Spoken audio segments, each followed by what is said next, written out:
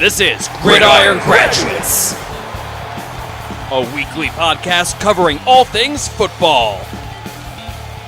Episode number 42, Dusting Off the Docket. Recorded August 17th, 2016. And for the first time in quite some time, welcome back, ladies and gentlemen, to the Gridiron Graduates. It's been a long time coming, but we are back and better than ever. It's an honor to be back, ready for another season of football. Man, it feels like just yesterday we were wrapping up the NFL draft and going on summer hiatus, but we're back, and as always, joining me once again, my good buddy, my co-partner, Mr. Ian Wharton. Ian, glad to have you back, buddy. Yeah, me too, man. It's been a long summer in terms of getting stuff done. Obviously went through a move and a couple other big events, and so happy that we finally reached football season as things are finally settling down, and definitely one of the best parts of the year. Absolutely, yeah. You were definitely busy this summer, and congrats on everything. Yeah, it's preseason. It's hard to believe. It's just amazing how fast time goes by. You know, like I said, it feels like just yesterday we, kind of wrapped up the draft a little bit. Excuse me. And here we are. Week 1 of the preseason's already in the books. Definitely some interesting stuff to talk about. So let's go ahead and jump right to it. Certainly a lot to cover. I think we'll start with something you brought up as something we could talk about, and just kind of going over the rookie quarterbacks. Talk about some of the rookies, how they did in their preseason debuts. Some look good, some hampered by injuries. We'll start with the top pick, Jared Goff. Obviously did not get the start against the Cowboys. That was Case Keenum. But Goff came in and he looked all right, but didn't see a whole lot of action because he got banged up a bit, and they took him out for precautionary reasons. So not a huge sample size to go off of for Goff's debut. But what did you think about Goff's first game? Yeah, I mean, I thought he looked good. He had obviously the interception on his second drop back where he was hit for a sack, and arm was going forward and just went straight to the linebacker. That was a little bit rough. Didn't show the pocket awareness really that you wanted to see on a stunt. And it's a good learning opportunity for him. Ended up being an ugly play, but once he got past that, I thought he looked pretty good. Drove the ball very well downfield. You could tell his velocity looked pretty good, especially even deep down the field. He had a nice middle of the field throw with the safety crashing down, and the safety ended up hitting, I think it was Pharaoh Cooper as the wide receiver. Cooper ended up dropping it. It would have been a big gain, so that was unfortunate. And then he had another drop as well with one of his other receivers. So his numbers were skewed a little bit playing with that second team. They let him down a little bit, which, has kind of been the MO for the Rams playmakers. The last several years, they're just not very good.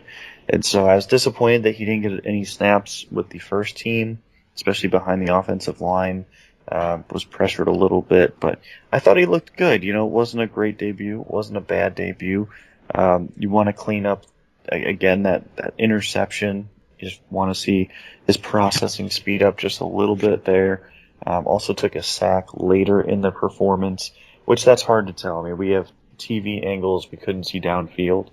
For all we know, everything was covered up, and sacks aren't always the end of the world either. Like, you'd rather have him throw it away, but a sack's not awful as long as there's not a turnover. So, and coaches kind of address that differently depending on the coach that you talk to. So, I know that younger coaches and college coaches tend to talk about this a little bit more than older coaches, whereas sacks really aren't as damaging as what we tend to think. So overall, I'd probably give it like a B.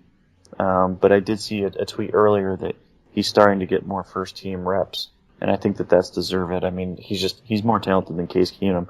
Even if there's going to be more hiccups right away than Case Keenum, just because Keenum's been in the NFL for like a half dozen years at this point. Eventually, the more talented player is going to take over. Yeah, no doubt. I think it's still expected that Goff will be there week 1 against the 49ers. Let's stay in that game because we had another rookie quarterback, obviously not one of the hyped up quarterbacks going into the draft, but because Tony Romo didn't get the start, Dak Prescott actually got some first team reps with the Cowboys, and for a guy like him, definitely valuable to get those first team reps, getting to work behind obviously some of those top offensive linemen and Des Bryant, and he made the most of his opportunities. I thought he looked pretty good, and he had some real nice throws, led a couple scoring drives. Definitely gave Dallas a little bit of confidence. Now, obviously we're only one preseason game in, but at least it's given Dallas a little bit of confidence that maybe Prescott could at least be that backup quarterback to Tony Romo after all the talk that, when Nick Foles was available, maybe Dallas was going to go after him or should have gone after him because they needed a backup after Kellen Moore got injured, but Prescott did pretty well for himself in his preseason debut, I thought. Yeah, no, he definitely did, and I think he probably had the best preseason game of any quarterback that played, and especially to do it with the first team. Now, part of this was the Rams' defense looked like they played very vanilla, and also the return of Des Bryant, fully healthy. There's no doubt about that. He was just dominant with a couple of receptions, just right over the cornerback. Really nothing there that the defense could do, and they did a good job. Dak Prescott did a good job trusting him, getting him the ball in a place where he can go make a play on it. And but you're right though, Prescott looks like a legitimate backup, if not future starter, just based off that one game. And so rookies, they're up and down every week, and so maybe this week he'll struggle. Is playing the Dolphins defense, which is basically like Swiss cheese. So he'll probably look strong again this week, but no, he had a very impressive performance. I liked him coming out of college. Had a 3rd round grade on him. Was one of my top quarterbacks from this class, and he showed why. He's good pocket passer, really developed in that area over the last couple of years, and definitely a encouraging performance, if nothing else, as a backup for the Cowboys this year. So we'll see how he finishes out, but he could end up looking like a steal here if he can continue to replicate those performances. And speaking of the Dolphins, I'll just go ahead and give a shout out to Ian's other pod, the Miami pod, him and Oscar Hazel. Go check that out if you want to hear Ian probably bash on the Dolphins' performance against the Giants, because I'm sure there are some moments that weren't so pretty against the G-men.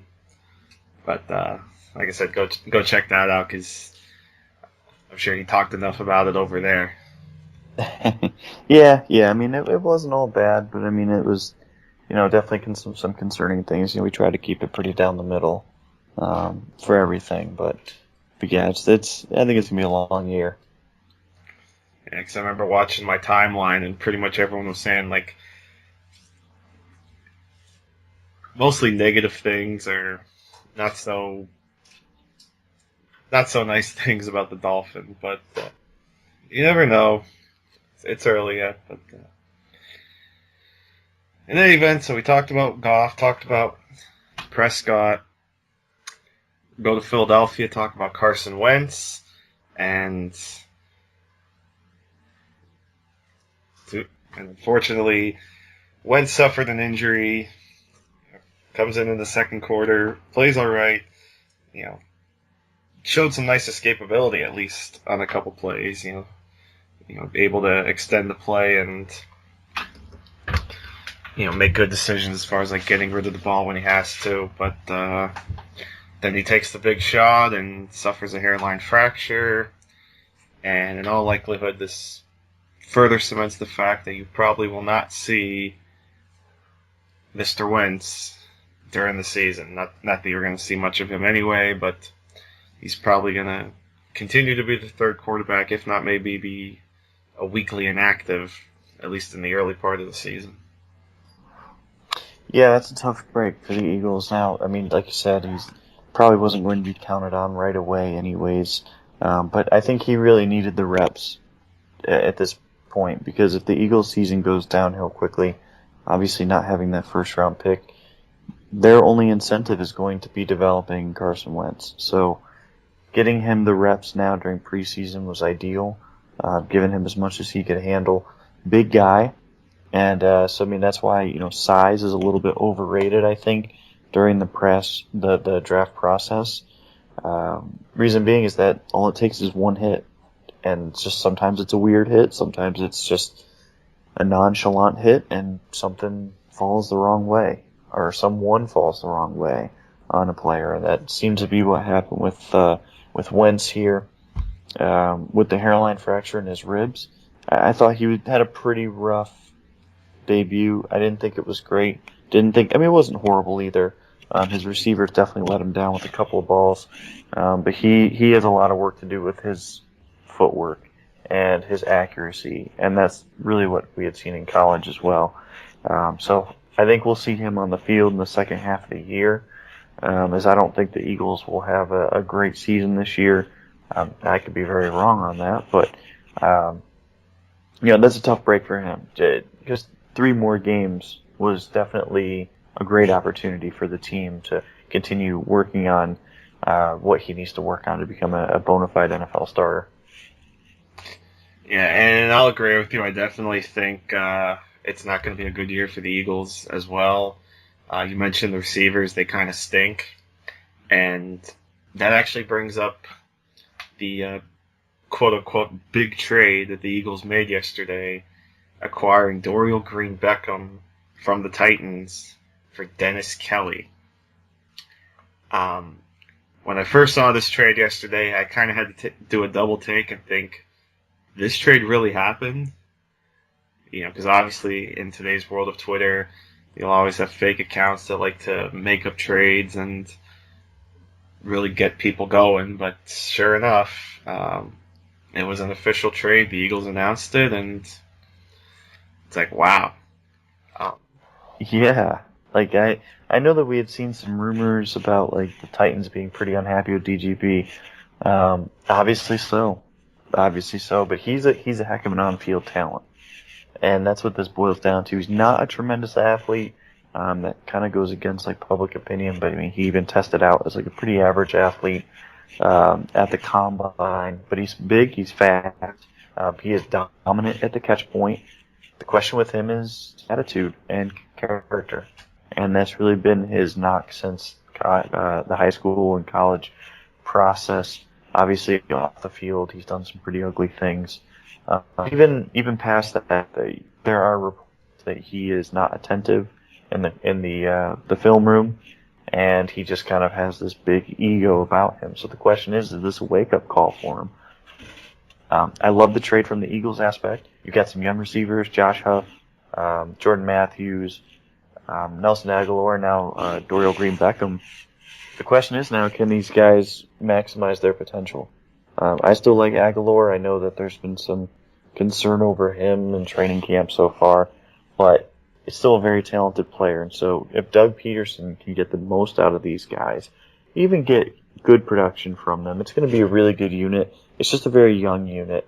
And DGB, he needs support, and he's got to figure it out, and he's got to make that decision that he wants to be great. And for the cost of an extra offensive lineman, I think that was a good risk for the Eagles. From the Titans standpoint, I mean, I think it's a really dumb trade. I just don't know why you give up a guy like that on his rookie contract for an extra offensive lineman.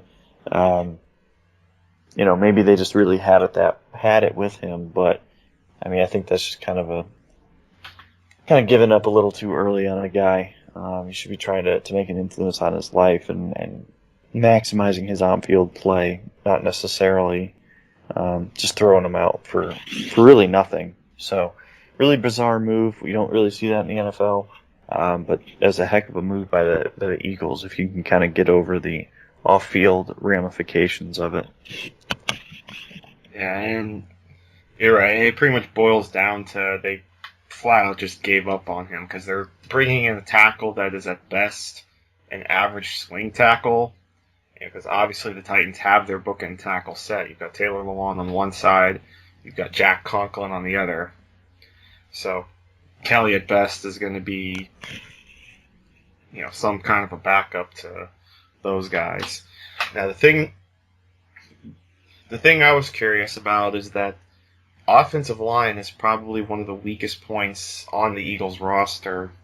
Not a lot of depth there, and they traded a backup offensive lineman to get Green Beckham. So, but again, the talent, it's definitely a low risk opportunity for them, and there's certainly some upside, and it's going to give guys like Isaac Seumalo a chance to improve, a chance to play. The kid out of TCU that has a near impossible name to pronounce, give him a chance to produce. So maybe this also means the Eagles are pretty high on those guys, and we're willing to make Kelly expendable. So we'll see. But yeah, it's a weird trade, but really curious to see how it's going to pan out. But yeah, overall, I don't see it being a very strong season for the Eagles. Maybe around 6-10-ish, something like that. And you mentioned the fact that Philly doesn't have a first-round pick, so hearing the 6-10-ish prediction for the Eagles can only make Cleveland Browns fans happy because hey, that's a potential top 10 pick. Right. Yeah. I mean, I agree with you. I think probably like that 5 to 7 range is where they'll be at. It's a tough division to really predict depending on Dallas, just because you can't really trust Tony Romo. But if Dak, obviously I don't think Dak Prescott's going to play that well during the regular season, if he does have to play. But nevertheless, you look at Philadelphia's roster, it's just not very strong right now, and I think they downgraded at coach, and so I just think it's going to be a rebuilding year. You start getting your young guys more exposure, learn a little bit more about these guys, reload through the draft, even without a first-round pick. That's a tough one. But if Carson Wentz proves to be average or better, it's worth it. And so, losing that first-round pick sucks, but you can still rebuild through the draft, even with just a second and third-round pick headlining your draft picks. And so, we'll see how it works out. But this is going to be about developing these receivers, figuring out the offensive line, seeing if you're stable enough there, especially with both the tackles, possibly missing time. So, it's going to be a tough one, Eagles fans. I was pretty optimistic this time last year about your team. This year, quite the opposite. I was wrong last year. Hey, maybe I'll be wrong this year. Yeah, with Jason Peters getting older and injury prone, and Lane Johnson facing a 10-game suspension. Sam Bradford might be running a little bit. We shall see. And speaking of the Browns, of course, that's who the Eagles open with, so a little bit of irony there. Yeah, really. Let's move on. Another topic I want to touch on a little bit is this whole mess going on between the Chargers and Joey Bosa. It's amazing to me that with the way the new CBA is set up, it was supposed to make these rookie contracts and rookie picks so much easier to negotiate. But yeah, here we are. It's August 17th. We're already a week into the preseason, and Joey Bosa still isn't signed and is still holding out of Chargers camp. What the heck is going on in San Diego that they cannot get this? I understand, it's the contract language and this, that, and whatnot, but it's still just pretty baffling to me that they can't get this done. Yeah, and this is a common thing with San Diego.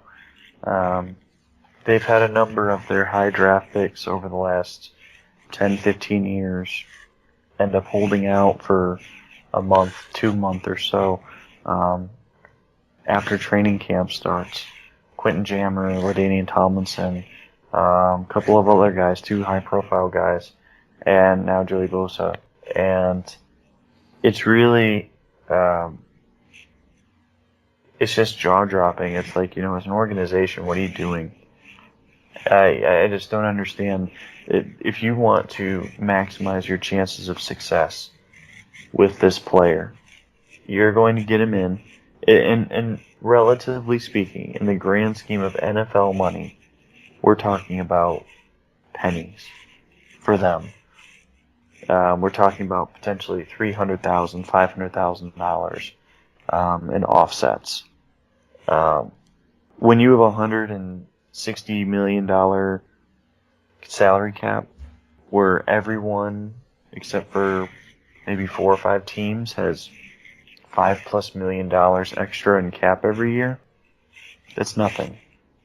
And it doesn't matter. It's not going to change their strategy if they don't ever pick up the offsets because someone else signs Bosa before the end of his rookie deal. So, it's really just arguing to argue, and it's to just win the negotiation because you want to win something. It's petty, and it's a horrible precedent. And you look at situations like Eric Weddle, and you're saying, well, you treat guys like Eric Weddle like that. You treat guys like Joey Bosa, your first-round pick, like that. Like I mentioned, you've got about a half dozen players in the last 15 years that you've now done this to. When is enough enough? I mean, it's like that's just really terrible. It's really terrible management on the Chargers side. They just need to get this done. Get him into camp.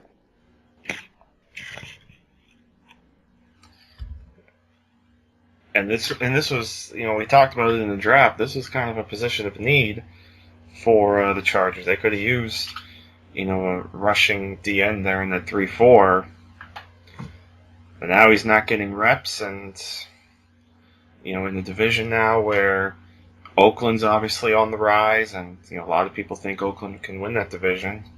You've got Kansas City, always a solid team now, solid roster. And then even Denver, defending champs, with that defense coming back now. Yeah, they do have Mark Sanchez at quarterback, but still, that defense can still eat teams alive. So, I don't know. AJ Smith, to me, is maybe the dumbest general manager in the NFL. It's baffling, some of the stuff that goes on in San Diego, but, who am I to judge? Yeah, I mean, and I feel bad for Phillip Rivers. I feel bad for some of the other vets on their team that have just been, Antonio Gates, guys like that. Like, they don't deserve that. This team needs to be winning. They've got too many good players. They've had a lot of injury history issues with some of their guys here. And that's really limited them in the last couple of years. But, I just don't understand it. I really don't understand the mindset there. You're pissing off an agent, and you're breaking ties with a guy that when it comes to re-sign him, now you may have to just franchise tag him. But, nevertheless, I'm with you here. I mean, it's just not a move from like a professional. You would expect that from maybe like a first-year general manager coming in and just making a mistake, but this is regular. Yeah, because, I remember seeing the list of players that this has happened to. I know they've said Phillip Rivers was on this list, and, a few other their top picks. So it's like, when do you learn? And there's a reason why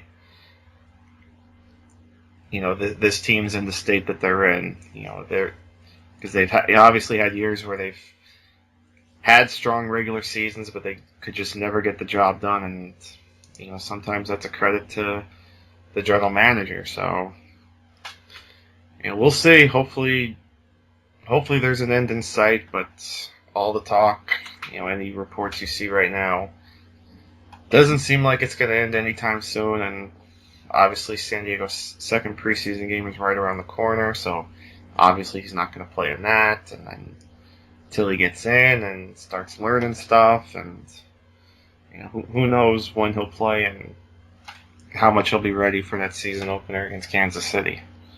So quite a shame too, because it's almost like, you're not fully wasting the talent right now, but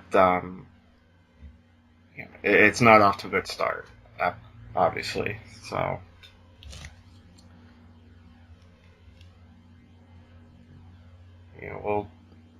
we'll see what happens.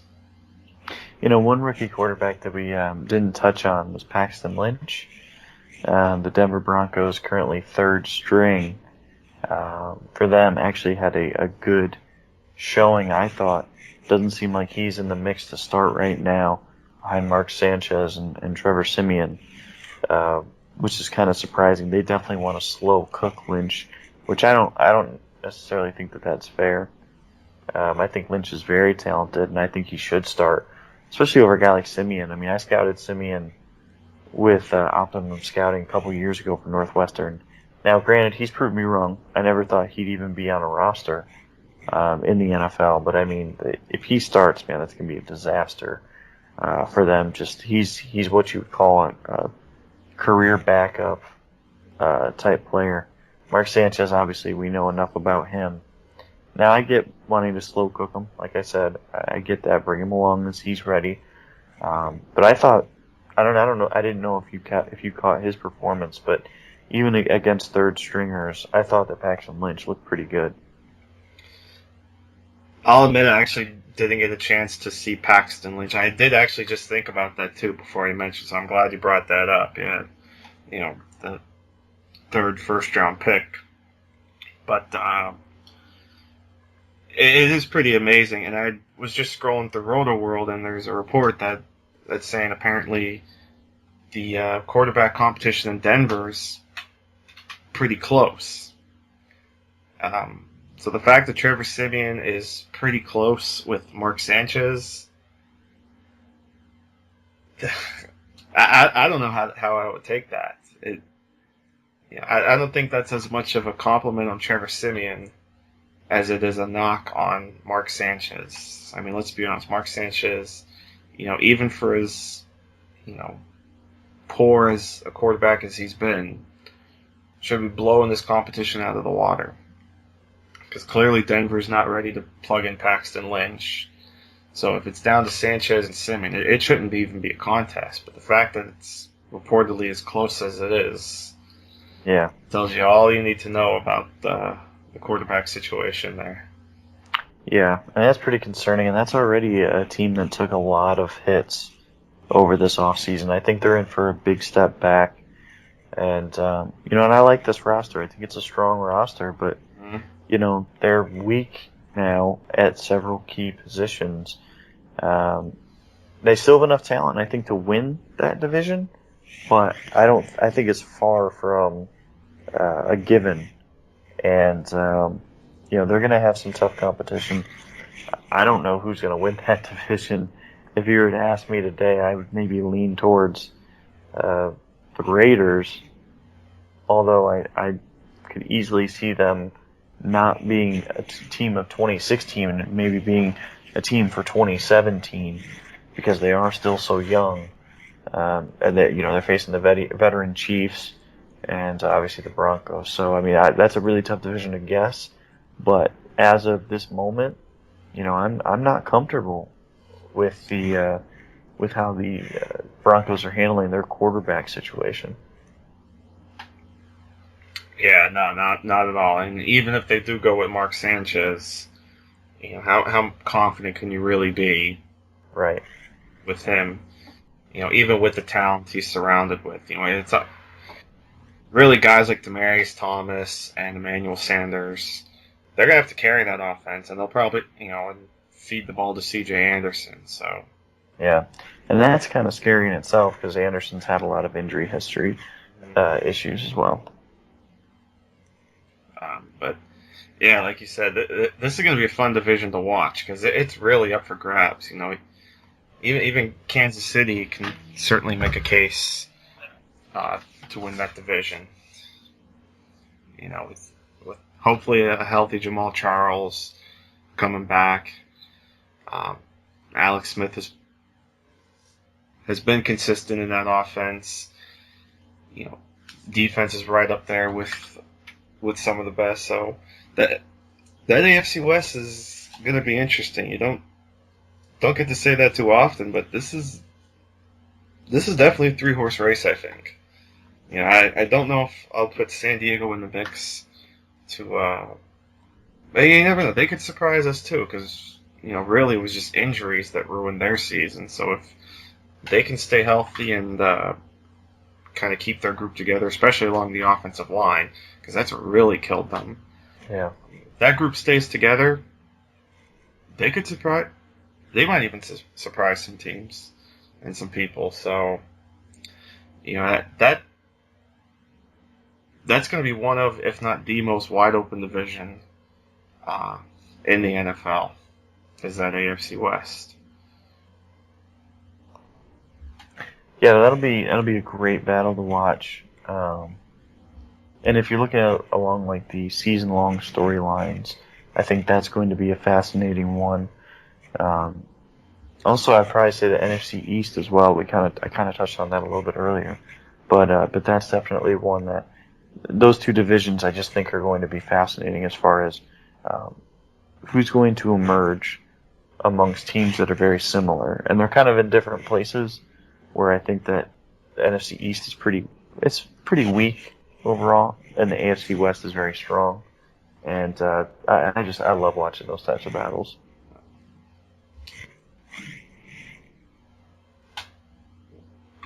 What percentage chance do you think we're going to be sitting here talking about the possibility again of a losing record winning the NFC East? Because there's, felt like a while that 7-9 might take that division last year. What are the chances we're going to talk about 7-9 probably winning that division this year? I don't think that'll happen this year, just because I don't know if anyone's that bad. Injuries would really have to ravage a couple of these teams, which is possible. I don't think that's as bad as last year overall. I think that the winner of the division will probably have 9 or 10 wins, which will partially be because they're going to be beating each other. Mm-hmm. So if Tony Romo plays 14 games, if Eli Manning stays healthy this year again, which you would expect, and also really the rest of the Giants, who have had a lot of injury issues as well in their recent history. The Redskins, I think they'll be competitive. I don't think they're a great team, but I think they'll be competitive. And I think Philly will give these teams trouble as well. Although I don't think I think they're probably the worst of the 4 teams. Yeah. It's not that far-fetched for me to say they're going to keep these games close. There's just not that much of a talent difference. The question is really for health reasons, and so many of these teams have been ravaged by injuries that it's hard to even get a feel, even though we're getting really close to the regular season. But I think we're looking at an 8-9, max 10 win division winner. I would put the bar pretty low for a sub 500 division winner, just because that's so rare. And I think in any situation, every division would take significant injuries to multiple teams, and usually we don't see that. The one thing I'm curious about, as far as Washington goes, is just how well they're going to handle the pressure of, being the defending division champions, because this is obviously a spot they haven't really been in much especially with a young quarterback like Cousins, young coach um, like Jay Gruden. So how are they going to handle the pressure of, being the defending champs, having that first place schedule, playing teams like Carolina and Arizona? So, that to me is going to be something to watch. You mentioned Dallas, the health of Tony Romo, the Giants. Can they be? It feels like they're a little bit of a dark horse to me. If certain things go right for the Giants, I think they could be a sneaky pick to win this division because, the offense is going to be a solid one. With Ben McAdoo now as head coach. Because obviously you have Odell, but there's a lot of rave about Sterling Shepard as well. So I think that's going to be an offense that'll be fun to watch. The defense on paper looks great, especially that front four. Going after, really beefing up that defensive line. Can the secondary hold it together, though? That's my concern with this team. Can Landon Collins step it up in year 2? How will Janoris Jenkins emerge after becoming a big money corner? So a lot of questions there with the Giants, and certainly in this division as a whole. So really curious to see how all this pans out.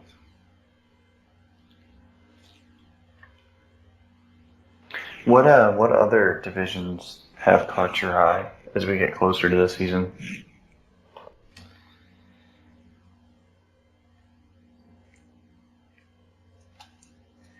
I think I have to look at the AFC South only because, I really feel we're getting close to seeing the turnaround for Jacksonville, and again, this is another division I think is going to be wide open because, you have Houston there, new look Houston, certainly definitely improved at running back with Lamar Miller. You bring in Brock Osweiler at quarterback.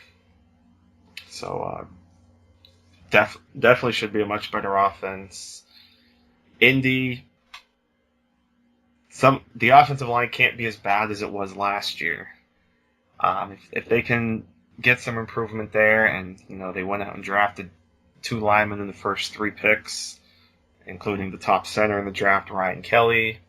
So if they get improvement out of that unit, and if Andrew Luck plays better, which I think last year was kind of an outlier for him, if he gets kind of back to his old self, the Colts will be in contention. And even Tennessee, they might not be as bad as some people think they will be. Mariota year 2, has some guys to throw to. You have the new running game with DeMarco Murray and Derrick Henry.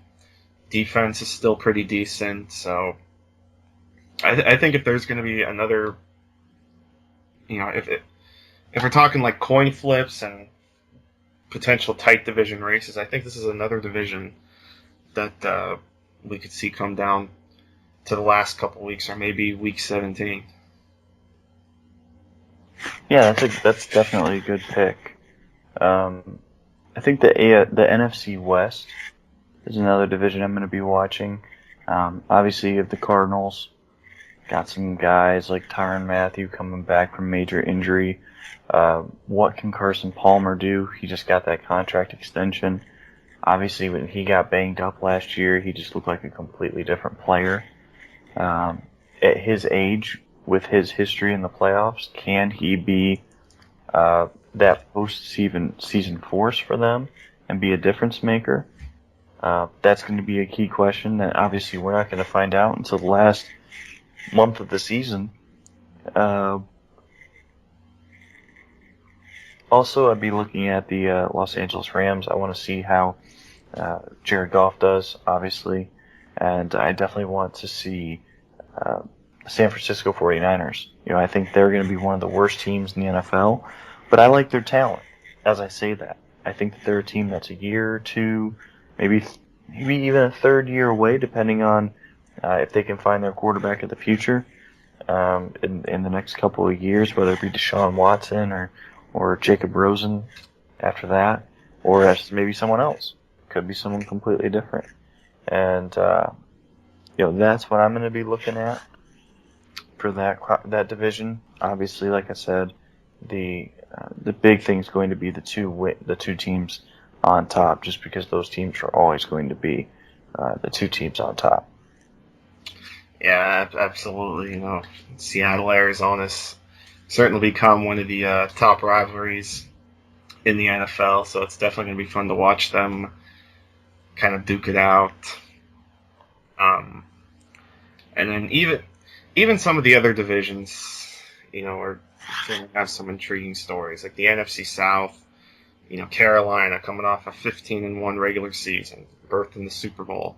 How is that Super Bowl loss going to linger? Can Tampa Bay, we've seen the steady improvement from Tampa Bay. Can that continue now that Dirk Cutter is the head coach? And what kind of step can Jameis Winston, what kind of step will he take in year two? New Orleans, Drew Brees, how much more does he have left? Entering a contract year.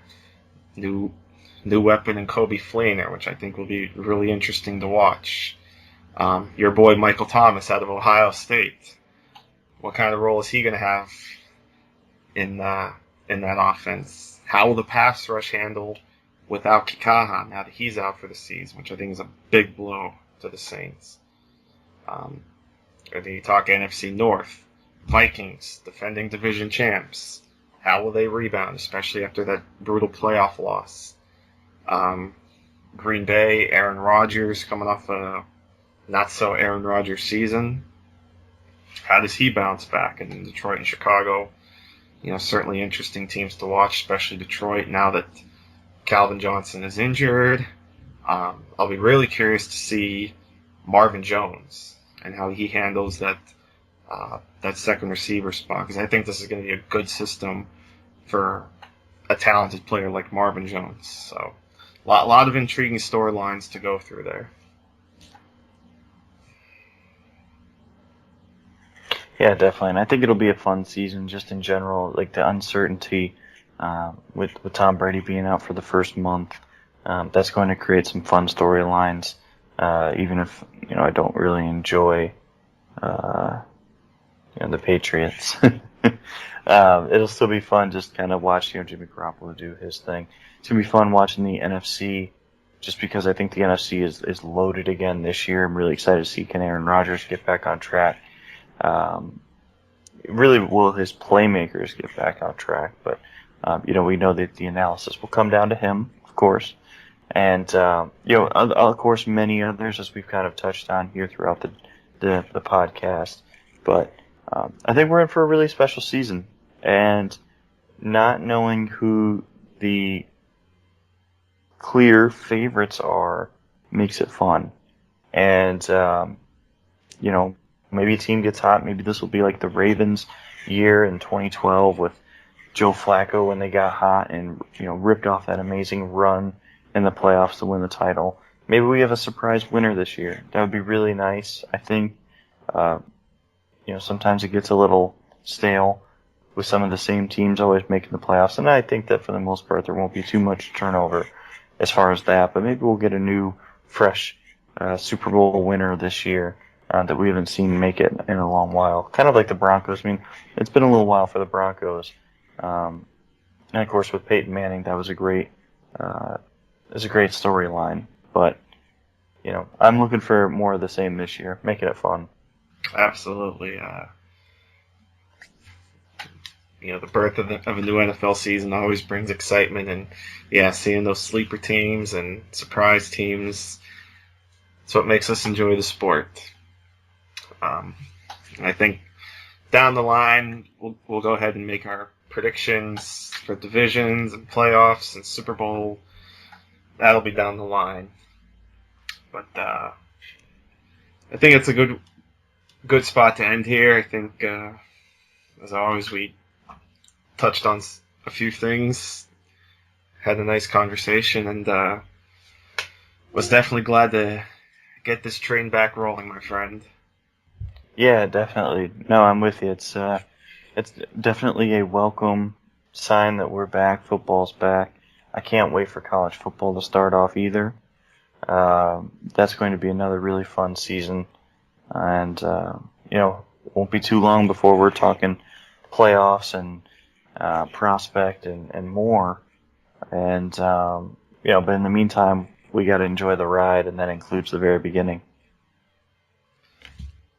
Absolutely, man. So with that, I guess we'll wrap it up here.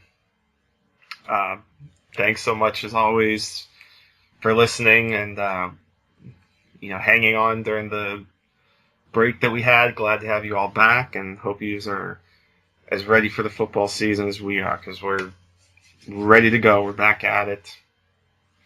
Football's right around the corner, and we'll be here giving you our thoughts and hot takes and all that good stuff. So for my buddy Eden Wharton, I'm Bill Rossetti. Thanks as always for listening to Gridiron Graduates, and we will see you next time right here on GG. Take care, my friends.